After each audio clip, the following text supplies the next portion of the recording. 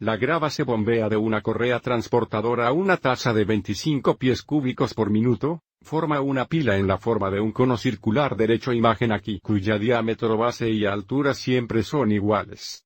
Así que siempre es igual a D. Queremos saber qué rápido aumenta la altura de la pila cuando la pila tiene 18 pies de alto. Comencemos por registrar toda la información dada. Aviso cómo aumentaría el volumen del cono a una tasa de 25 pies cúbicos por minuto. Lo que significa 505 dt o el cambio en V con respecto al tiempo es igual a 25 pies cúbicos por minuto. A continuación, el diámetro y la altura son siempre iguales.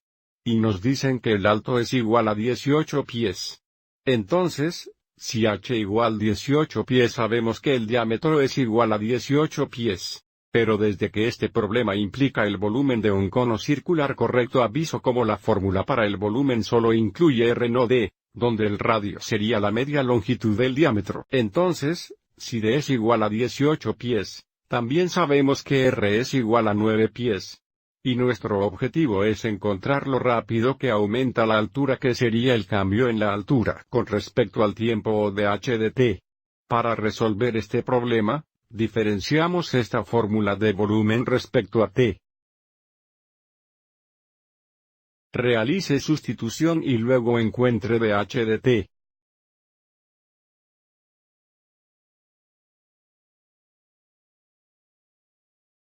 Porque estamos diferenciando con respecto a, tenemos que realizar una diferenciación implícita. Y aviso en el lado derecho desde que tenemos tiempos cuadrados que también debemos aplicar la regla del producto. Vamos adelante y encuentre este derivado en la próxima diapositiva. El derivado de v con respecto a t sería un x 505 de t o solo 505 de t. Es igual en el lado derecho el derivado de 1/3 pi r cuadrado h con respecto a t sería 1/3 pi x el derivado r cuadrado xh. De nuevo, aplicaremos la regla del producto aquí. Así tenemos la primera función r cuadrada x el derivado de la segunda función con respecto a t. Además de la segunda función que es hx, la derivada de la primera función con respecto a la cual es cuadrada. Ahora, vamos adelante y encuentre estos dos derivados, y luego solucionaremos para dh de t. Tenemos 505 de t igual a 1/3 pi x r cuadrado. X el derivado de h con respecto a t debería ser un x de h de t o de h de t. Recuerda, esto es lo que estamos tratando de resolver. Más hx el derivado de r cuadrado con respecto a t sería 2xr al primero o solo 2rx el factor de dr de t.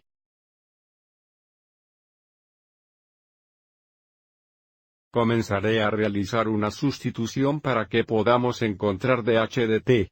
Sabemos 505 de t es igual a 25 pies cúbicos por minuto. Tanto tenemos 25 igual 1/3 pi xr cuadrados.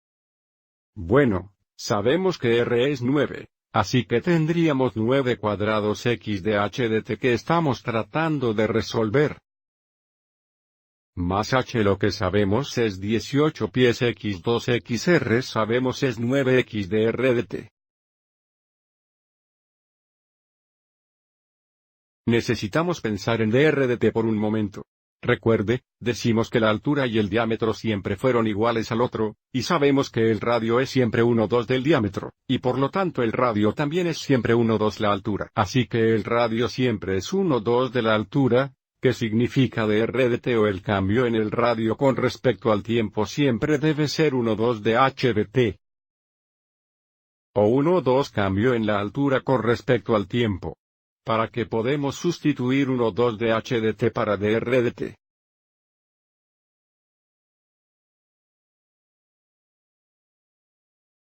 La razón que es tan útil es ahora solo tenemos uno desconocido en nuestra ecuación que es dh de t.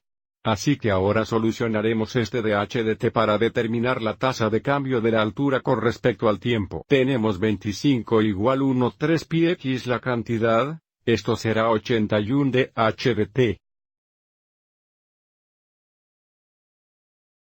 Aviso: aquí el 2 y el 1 2 simplifican a 1, 18x9 Exasiemens igual a 162, tanto tenemos más 162 de HDT.